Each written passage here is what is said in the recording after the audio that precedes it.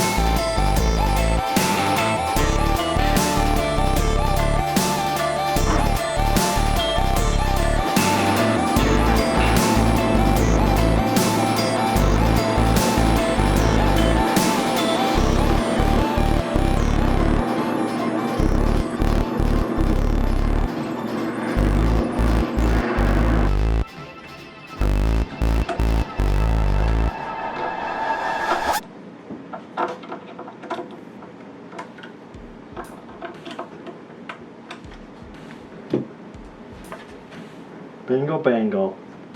Take a look at that. Oh yeah.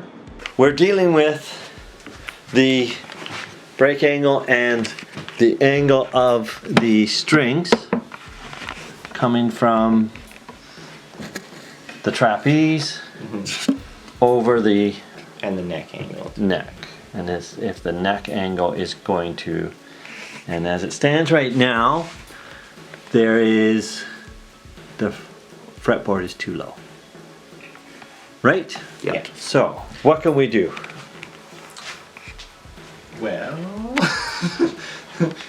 well, my brilliant idea was, I'm thinking it's brilliant, but maybe I'm missing something.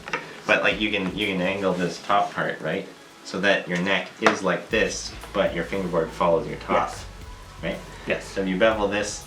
How do you bevel this efficiently? I was thinking it would take too much time, but why not make a jig that this body cradles in like this, that you can put it through the thickness sander. Oh, so it's just touching that. Uh-huh. And like And then it's at perfectly the off the right top. angle. Perfectly off the top. Yeah. Yeah. And then you're at the right angle, and you're not like That's sanding the it and only sanding way and to sanding. mess with the neck pocket. Just keep the inch, like to keep its integrity, in my opinion. Because if we were to lift that block, Yeah, it's enough. it Right. just doesn't. It just So what does that look like if you put that in and you lift the block there? like if we were to have this higher to Yeah. compensate for that. Now you got this big Yeah. gap, right? Yeah, it just doesn't look good. It just does doesn't look right. Where if we had the gap at the top and like what Zach said, kind of angle the sides so everything kind of contoured with it, you'd have a nice pitch. You'd get really good like downward Okay. pressure here. But I think regardless, we're gonna have an issue with a trapeze tailpiece. Unless your trapeze tailpiece is really flush and your strings come out here on the tailpiece, Right. you might not have enough of a break angle going over top. Even still. Yes. Yeah. Potential issue. Yeah, potentially. Yeah. So what I'm thinking, hear me out.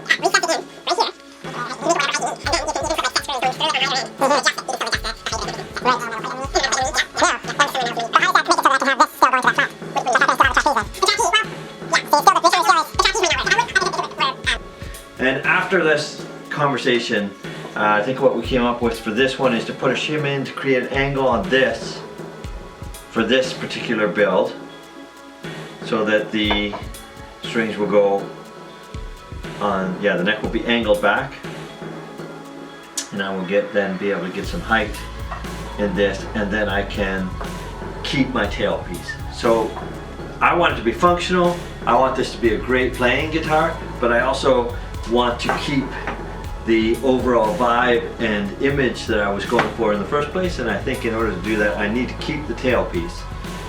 So I'm going to keep the tailpiece and angle this back slightly, and in the next build, the next time I build one of these, I'm going to think through this process before I get to this play position, obviously, and I may have to maybe angle the body back a little bit, as Zach suggested.